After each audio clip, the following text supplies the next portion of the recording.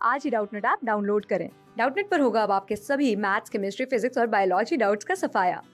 बस अपने क्वेश्चन की फोटो खींचो, उसे क्रॉप करो और तुरंत वीडियो सोल्यूशन पाओ। Download now. हमें बताना है कि दिए गए स्टेटमेंट्स में से नॉर्मल सर्कमस्टांसेस में, नॉर्मल कंडीशंस में कौन सा अप्रोप्रिएट होगा। तो रेस्पिरेटरी सिस्टम में अगर हम नॉर्मल सर्कमस्टांसेस की बात करें तो मतलब यहाँ पर हम बात कर रहे हैं अपनी टाइडल ब्रीदिंग या बिना कोई कॉन्शियस एफर्ट लगाए जो हम रिलैक्स्ड ब्रीदिंग करते हैं उसकी। वो पहला स्टेटमेंट हमें दिया है कि इंस्पिरेशन में intra pulmonary pressure atmospheric pressure से कम होता है।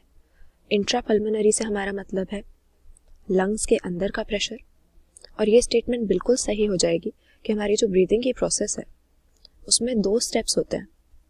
एक होता है हमारे पास इंस्पिरेशन, जिसमें हम एटमॉस्फेरिक एयर को अपने लंग्स के अंदर एंटर करवाते हैं, ब्रीद इन करते हैं।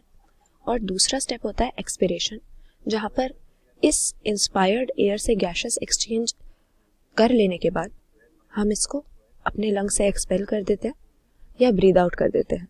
लेकिन इन दोनों ही स्टेप्स के लिए हमें प्रेशर का एक ग्रेडियंट क्रिएट करना पड़ता है लंग्स और एटमॉस्फेरिक प्रेशर के बीच में। और इंस्पिरेशन कब होगी, कब एयर एटमॉस्फेयर से लंग्स में मूव करेगी, जब लंग्स के अंदर का प्रेशर कम होगा, लो होगा, क्योंकि हाई से लो प्रेशर की तरफ एयर हमेशा जाएगी। तो इसीलिए लंग्स के अंदर इंस्पिरेशन के लिए कुछ मसल्स की कॉन्ट्रैक्शन की हेल्प से हम नेगेटिव प्रेशर क्रिएट करते हैं। तो ये स्टेटमेंट इसीलिए करेक्ट है क्योंकि इंस्पिरेशन तभी होगी, एयर लंग्स के अंदर तभी आएगी जब लंग्स के अंदर का pressure, intrapulmonary pressure, atmospheric pressure से कम होगा, या हम कह सकते हैं नेगेटिव होगा एटमॉस्फेरिक प्रेशर के रिस्पेक्ट में। दूसरे स्टेटमेंट में लिखा है कि एक्सपिरेशन में इंट्रापल्मोनरी प्रेशर कम होता है। ये गलत है।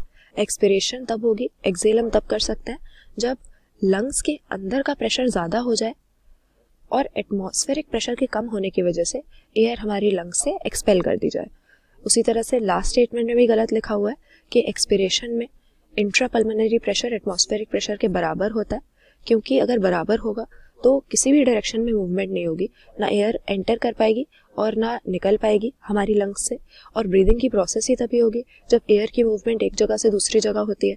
तो इसीलिए ऑप्शन ए हमारा यहाँ पर सही है ब्रीदिंग के बारे में, इंस्पिरेशन के बारे में। बाकी दोनों सही नहीं है। क्लास 6 से 12 से लेके नीट, IIT, JEE मेंस और एडवांस के लेवल तक 10 मिलियन से ज्यादा स्टूडेंट्स का भरोसा। आज ही डाउनलोड करें डाउटनेट ऐप या व्हाट्सएप कीजिए अपने डाउट्स 8400 400 400 पर।